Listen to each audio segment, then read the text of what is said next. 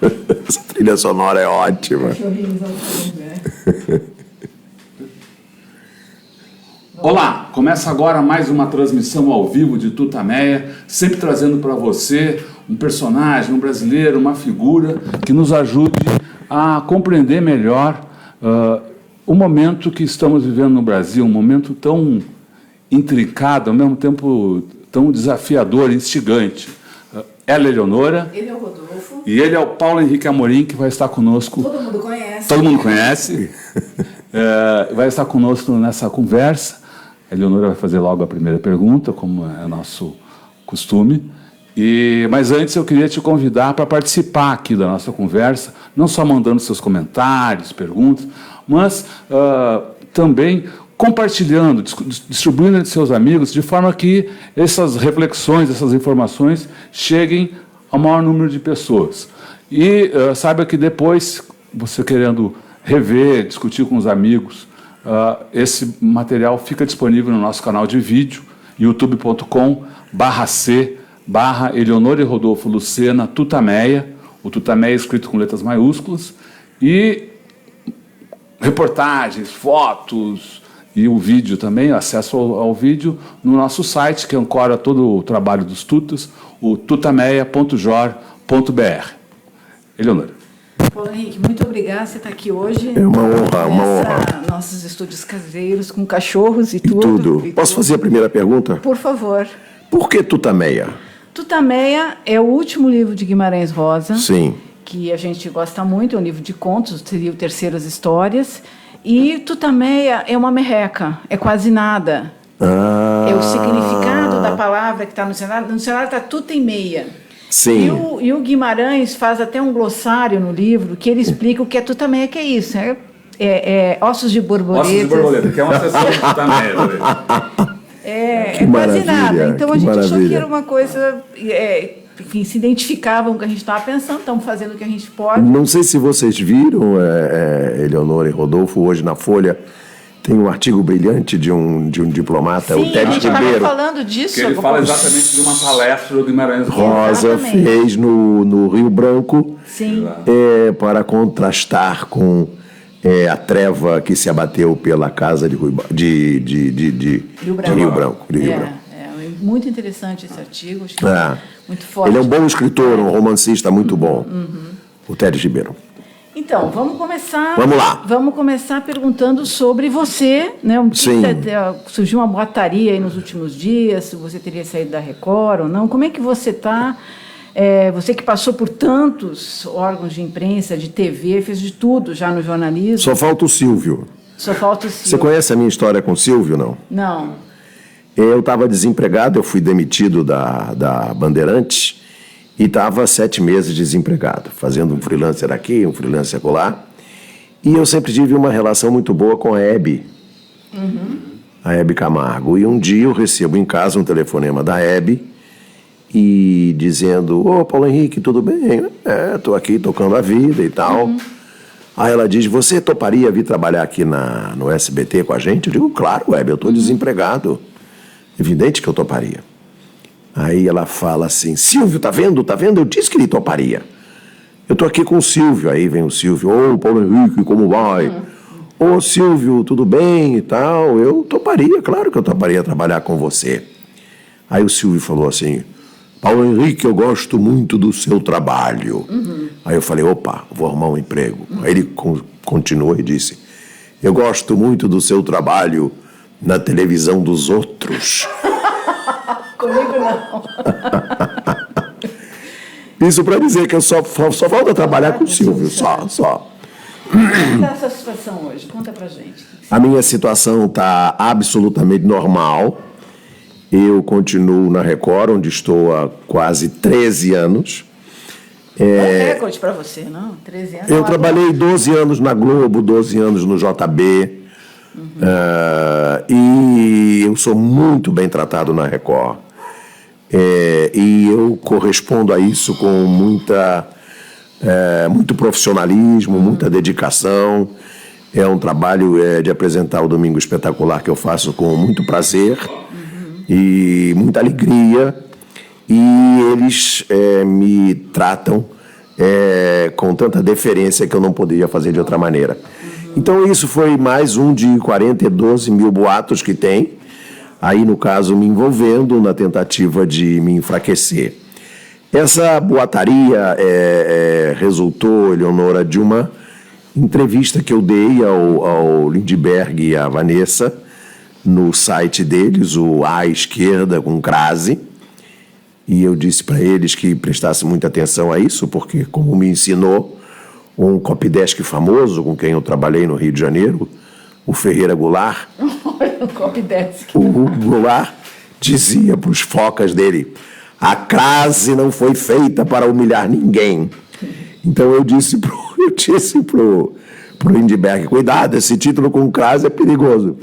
Mas nessa entrevista eu disse que eu considerava o Moro, que eu prefiro chamar no meu site Conversa Fiada de conge. Há uma disputa lá entre os meus navegantes se é com conge com G ou conge com J. Isso é uma questão irrelevante. Eu ir no final. Pode ser também uma outra polêmica.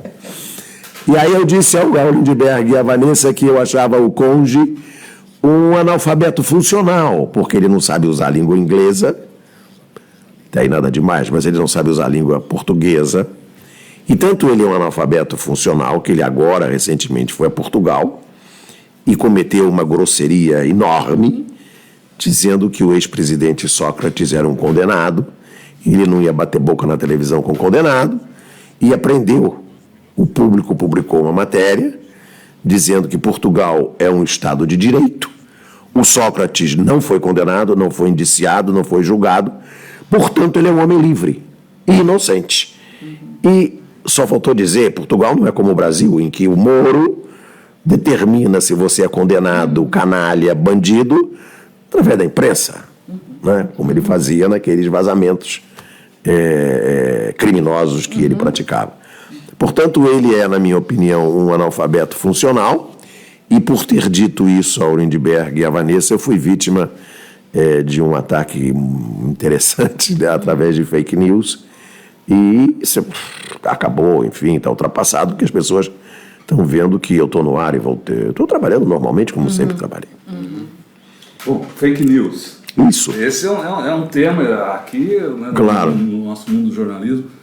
Qual é o mal que esse tipo de coisa causa, e isso vem sendo usado indiscriminadamente por todo tipo do grupo, ou é mais ou menos uma tática de uma certa ala aí? Olha, a nossa primeira fake news foi a do Pero Vaz de Caminha, quando ele disse que em se plantando tudo dá. Não é verdade, a gente sabe.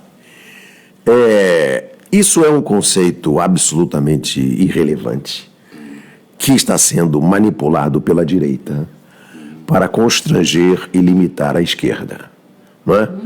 Fake news é a mais grosseira e a mais poderosa, na minha opinião, foi aquela que a Patrícia Campos Melo denunciou na Folha de São Paulo, aquele volume grosseiro, maciço, de fake news plantadas na campanha presidencial que deu a vitória ao Bolsonaro, com a ajuda dessas fake news.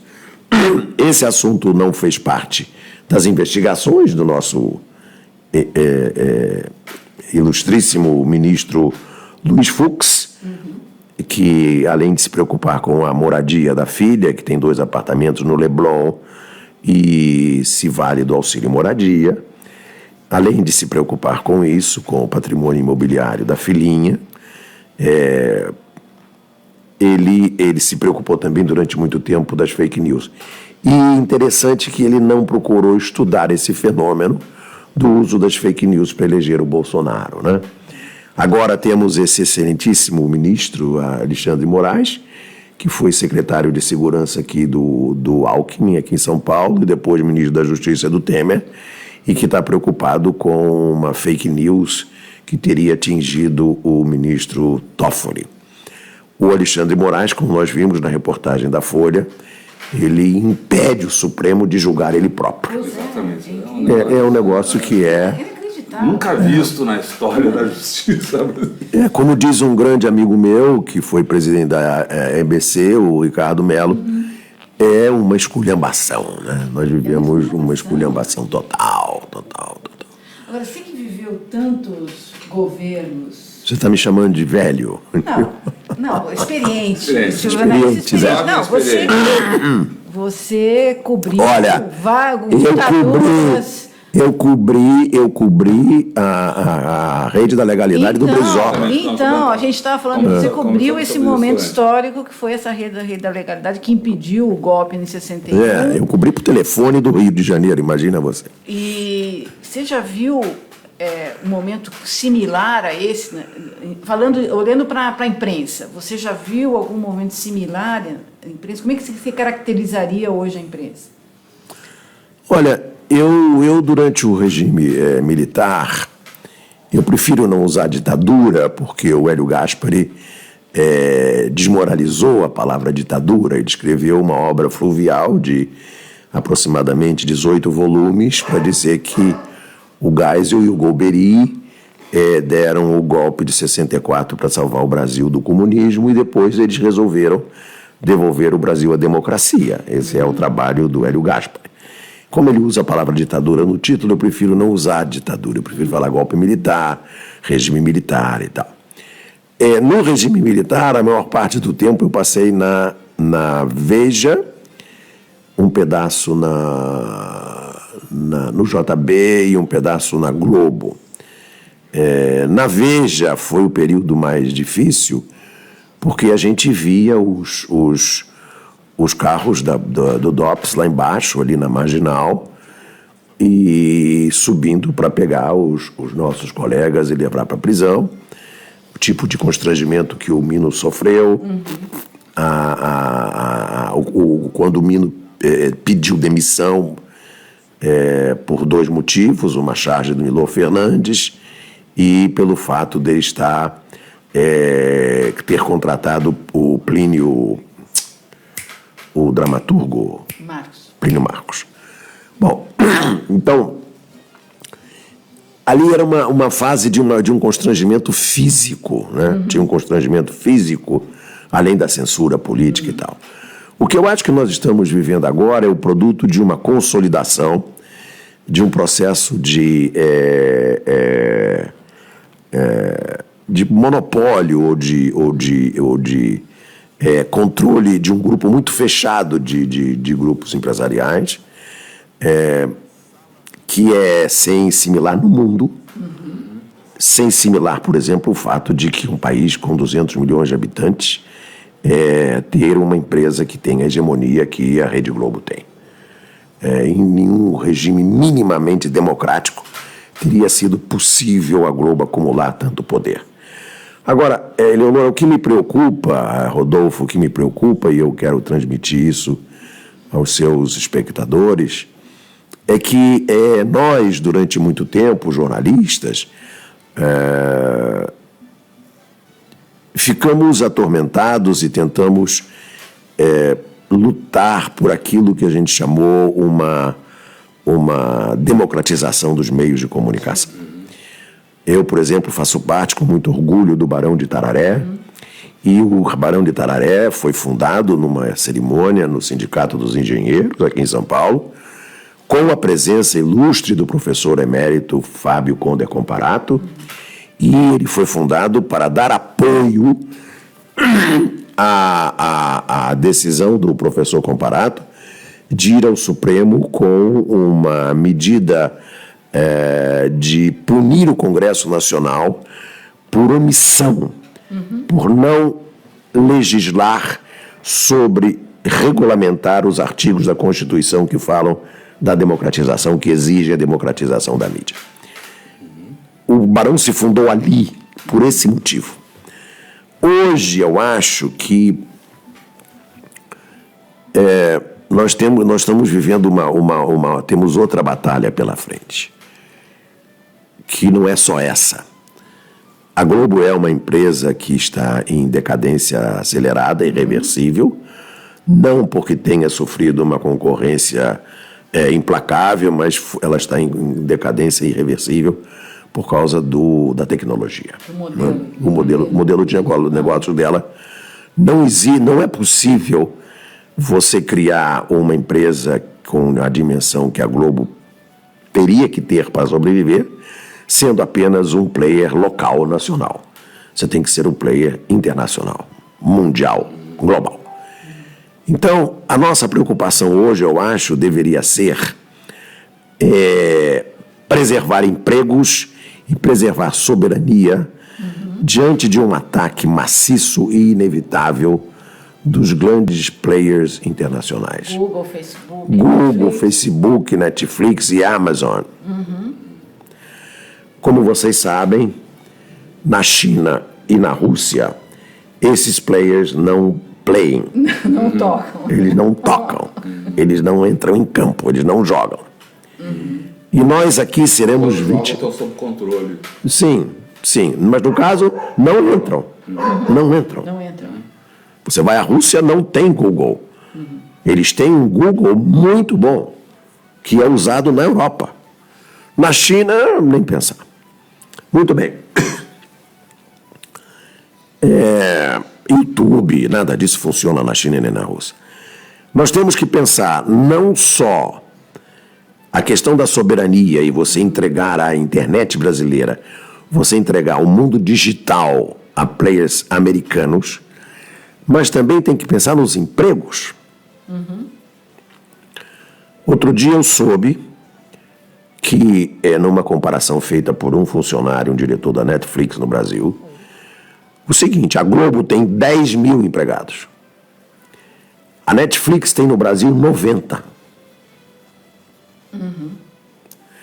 Ela, com 90, será capaz de provocar a demissão de 10 mil. Então, eu li, por exemplo, hoje que um dos produtos que a Netflix está fazendo com a produção local é um trabalho sobre aquele diplomata brasileiro, Sérgio, que morreu num atentado lá no Iraque. E o papel dele será feito... Vieira de Mello. Sérgio Vieira de Mello. E o papel dele será desempenhado pelo Wagner Moura. Deve ser um produto da melhor qualidade. Né? Então, hoje, cada vez mais, você assiste ao que você quiser no celular, vai ver um filme do Sérgio Vieira de Mello no celular, pode ver os jogos, como eu faço, do Manchester City, porque não dá para ver o futebol no Brasil, desculpe, você é gremista, né? Mas não dá. Não dá. Gremista e campeão gaúcho. E tudo no celular. Então, onde vai ficar a soberania nacional? Se nós perdemos a democratização da mídia com a hegemonia da Globo, nós não vamos ter nem democracia nem soberania. Então, a batalha hoje mudou de natureza e mudou de degrau. Você não vai mais enfrentar os... Agora, talvez aqui eu venha a ser vítima de uma nova campanha difamatória por fake news. Os bestalhões dos filhos do Roberto Marinho. Eles são os coitadinhos, eu conheço os três. Eles não estão à altura desse tipo de competição. O Roberto Marinho não pôde controlar a descendência e os três juntos é uma soma zero. Não sei se vocês sabem, mas nenhum dos três tem curso superior. Não fizeram faculdade. Não falam inglês, que é um pré-requisito elementar para jogar esse jogo. E eles são marionetes dos executivos que eles contratam. Um deles é o Ali Camel, que, como eu digo no Conversa Fiada, é o diretor de jornalismo mais poderoso que a Globo já teve, porque eu trabalhei com todos os outros. Eu trabalhei com o Armando, com o Evandro, com o Alberico, que de saudosa memória, e com o Evandro. Nenhum deles teve o poder que o Ali Camel tem. Por quê? Porque trabalha com os três filhos do Roberto Marinho. Né? O Jornal Nacional acabou de dedicar 18 minutos à decisão do STJ que reduziu a metade, reduziu de 12 para 8 a pena do Lula, no caso do triplex que não é do Lula. O Jornal Nacional fez 18 minutos de campanha, de publicidade. E tanto era publicidade que quando saiu do ar a matéria do Jornal Nacional, foi para o intervalo comercial, foi para break, entrou um comercial da Samsung. E quem apresentou o comercial da Samsung foi a Patrícia Poeta, que até semana passada era âncora do Jornal Nacional. Sim. Como diz o Mino Carta, aquilo não é não é telejornalismo, aquilo é propaganda. Então, nós perdemos a batalha da democratização da mídia com a hegemonia da Globo e vamos perder a batalha não só da democratização, mas da soberania, irremediavelmente, para esses players que vêm para cá e não tem nenhum compromisso com nada. Não tem nenhum compromisso com o João Guimarães Rosa, não tem nenhum compromisso com o João Cabral de Melo Neto, não tem nenhum compromisso com o Machado de Assis. Agora, você acha que a Globo... Como você imagina que a Globo está vendo isso? Porque esse quadro que você traça é também um quadro de ameaça à Globo. E, ao mesmo tempo, como você tem apontado, tanto no programa quanto nas redes sociais, a Globo vem fazendo um papel de apoio, sustentação, suporte e talvez até orientação para esse governo, que é talvez o governo mais antinacional que... Aí, Rodolfo, eu faria eu estabeleceria uma nuance. Uhum. A Globo está fazendo um jogo que você pode acompanhar pela Miriam Leitão, por exemplo. Né? A Miriam Leitão, eu provo no meu site, já provei, que ela é a jornalista de televisão mais vista no mundo. No mundo. E se você calcular o valor publicitário do espaço que ela ocupa, ela é a mais valiosa jornalista do mundo. Eu disse no meu site que só na China deveria haver um âncora de televisão com o alcance e o poder da Miriam. E recebi uma esfinação de uma navegante que mora na China e disse, nem na China tem uma Miriam. Então acompanhe a Miriam no Mal Dia Brasil, na CBN, a rádio que troca notícia, nas entrevistas na Globo News, nos artigos no Globo. Tem uma nuance aí. A Miriam e a Globo, portanto, apoiam o neoliberalismo do governo Bolsonaro, mas não apoiam o governo Bolsonaro. O compromisso deles é com a reforma da Previdência, o compromisso deles é com o Banco Central do jeito que está, o compromisso deles é com rifar as estatais brasileiras, mas não com esse governo. Porque o governo em si não gosta da Globo. Gosta mais da Record? Gosta de todas as outras, menos da Globo. Não gosta, inclusive da distribuição da verba publicitária. A Globo não vai viver aquele maná que ela viveu. Então, o que acontece é que tem uma nuance aí, Rodolfo. A Globo apoia o neoliberalismo, mas não apoia o governo que toca o neoliberalismo. Ao contrário do governo Temer, que a Globo defendeu 100%. Agora, como é que a gente vai enfrentar esse ponto que você toca? Acho que é bem importante, a questão da soberania. Como é que a gente poderá enfrentar essa avalanche que está aí, quem está sofrendo? A Globo, digamos, poderia ser um anteparo a isso, poderia ser uma produção local, mas não tem condição. Não tem condição. Você acabou de falar que ela não tem músculo, não tem grana. E grana, inteligência, também não se preparou para isso. Nem inteligência. E como se fazer, então? Como enfrentar? Isso é inexorável? A gente vai ser engolido por esse neoliberalismo cultural aí, horrível? Eu tenho a impressão, Eleonora, que a Globo está se preparando para se vender a um desses players internacionais. Como? Não pode, mas no Brasil não pode nada e pode tudo. É só ver o Supremo. No Supremo do Brasil, tudo é constitucional e tudo é inconstitucional. Depende dos interesses. Depende do réu. Como diz o ministro Barroso, aliás, com relação ao Gilmar Mendes. Depende do réu. Né? Então, como o ministro Barroso foi advogado da Globo, né, e defende funcionários da Globo em decisões secretas, como aconteceu num caso meu, ele defendeu um funcionário da Globo contra mim, mas não deixa que os meus advogados leiam a decisão dele. Como assim? Pois é, como assim? Foi o que ele fez. É uma decisão secreta. Tão secreta quanto os cálculos para a Previdência do Guedes. Muito bem. Então eu acho que a Globo tenta se vender a uma empresa multinacional, um desses players, vai embora, vai para Miami, vai usar o dinheiro que eles têm. Eles hoje são uma empresa que vive, sobrevive dos juros das aplicações financeiras deles, porque eles não ganham mais dinheiro nem na TV aberta, nem na TV por assinatura, eles ganham dinheiro nos juros. Porque o modelo Google, Facebook abocanhou a publicidade. O Google e o Facebook já têm mais publicidade do que a Globo. No Brasil. Agora, como é que nós vamos fazer? Isso é uma boa pergunta, Eleonora. Nós vamos fazer.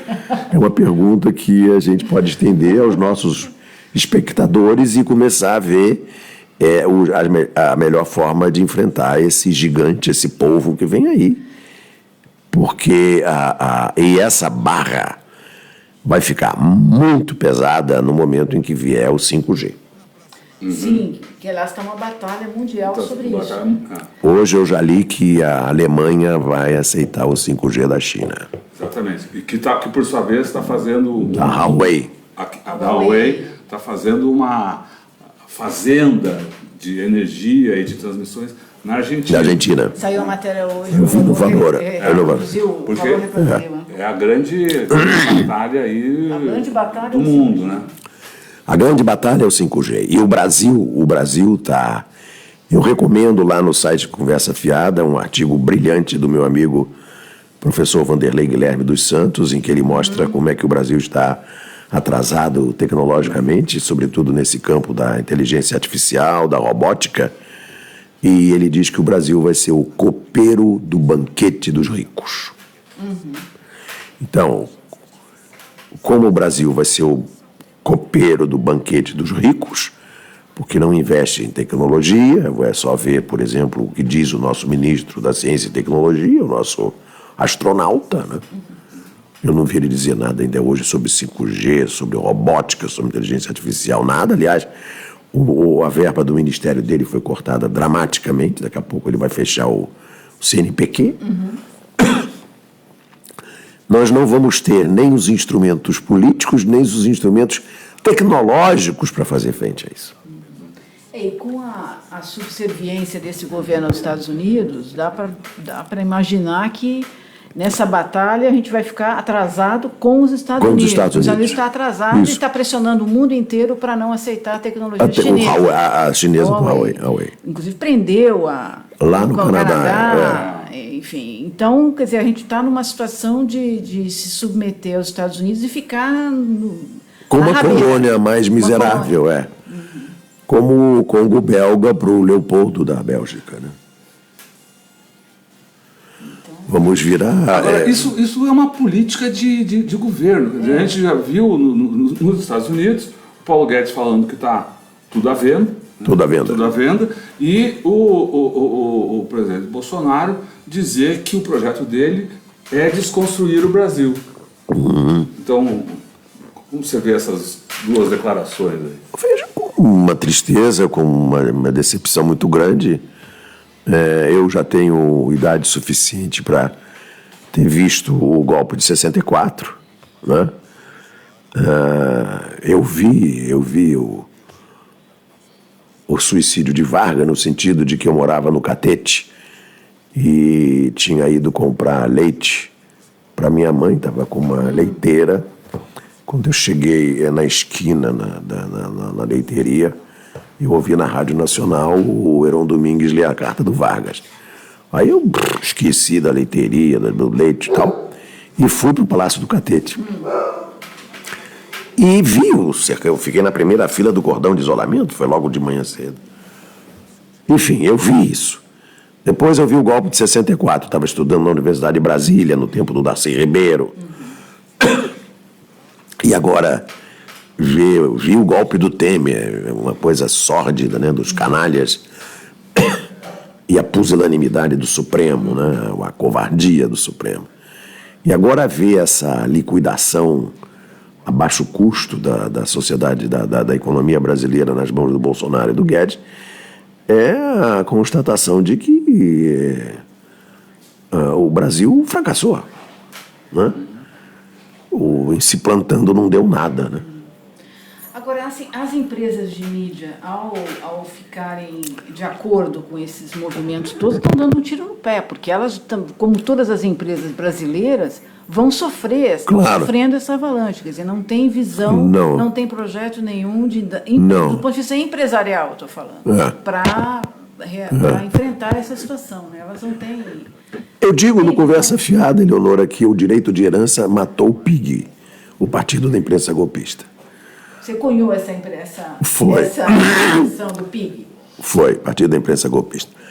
O Roberto Marinho teve 3 filhos ineptos. O seu Frias fez um empresário, mas não salvou o jornal. O João Saad entregou a emissora ao Johnny, que é um desastre ferroviário, como diz o Mino Carta. Se você chegar com uma nota de R$3 na Bandeirantes, o Johnny te vende a Bandeirantes. O problema é que ele vende também a dívida, que é impagável, né? E por aí afora, o Silvio, quando o Silvio, se nos faltar, for substituído pelas filhas, provavelmente vai ser o mesmo desastre ferroviário. Então, a mídia brasileira não resistiu à segunda geração. O New York Times resistiu, né? O Washington Post resistiu, se vendeu agora ao Bezos. A mídia brasileira não resistiu à segunda geração. E você vê no mundo algum modelo que a gente possa refletir, de reflexão sobre como enfrentar esses grandes oligopólios? Você falou da China e da Rússia. Sim. Mas você vê na Europa, por exemplo, algum tipo de... Não há na Europa a possibilidade de haver esse predomínio, né? Os países europeus se protegeram. As emissoras como a BBC, por exemplo, a ZDF alemã, né? A TVA espanhola, a TV estatal, a televisão estatal francesa, eles têm mecanismos de proteção. Em nenhum desses países tem tão poucos jornais. Você vai a uma banca de jornal na Itália, na França, na Inglaterra, é uma multiplicidade de jornais, né? Houve uma certa democratização da mídia do pós-guerra, né? Sim. Pós-guerra acabou... Exatamente. E os governos... De regulação da mídia, né? De regulação da mídia e de financiamento de alguns jornais de defesa de minorias, né? Para defender a diversidade. Eu, por exemplo, sou apaixonado por um jornal italiano chamado La Repubblica, que hoje, por exemplo, tem um debate interessantíssimo. Hoje, 25 de abril de 1945, foi quando houve a liberação da Itália do nazifascismo, né? E os partigiani foram para a rua para celebrar isso, porque um dos dirigentes da Itália, o Salvini, não comemorou, porque ele se recusa a comemorar a queda do nazifascismo com o argumento de que, a falácia, né, de que o nazifascismo jamais voltará, estamos numa democracia, não há nada o que comemorar. Então eu vi um vídeo no La Repubblica de uns velhinhos partigiani em Turim, esculhambando Salvini, é uma coisa sensacional. O La Repubblica é um dos melhores jornais do mundo, fundado pelo Eugênio Scalfari, que é o único jornalista com quem o Papa conversa e a quem dá entrevista. É o único, né? E então é um outro tipo de imprensa, é um outro tipo de texto, é um outro tipo de... Tem informação. Aqui nós temos uma imprensa que tem mais opinião do que informação. É a imprensa do eu acho. Não é? Outro dia saiu uma entrevista na época do Hirsch, como chama ele, meu Deus, o Simon Hirsch, o cara que denunciou Abu Ghraib e Milei, aquele grande repórter americano, ele que denunciou Milei no Vietnã, e agora Abu Ghraib. E ele falou, o eu acho é o fim da imprensa. E a imprensa brasileira, eu acho. Não tem mais reportagem. O Globo não tem mais reportagem. Isso é fruto de uma política? De uma política que não tem a ver com a questão econômica, financeira? Tem. Porque reportagem é caro, né? Uhum. Você dirigiu a Folha, reportagem é caro. Você botar um repórter 3 meses numa matéria investigativa e não dá em nada, aí chega lá, não tem. E aí, vai fazer o quê? É caro, jornalismo é caro, reportagem é caro. Por isso que a gente tem esse jornalismo do ele disse.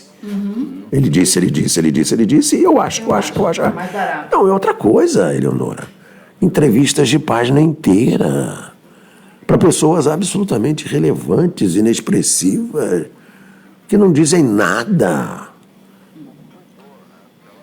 É uma coisa patética. Não há nenhum lugar do mundo que dê entrevista de uma página inteira.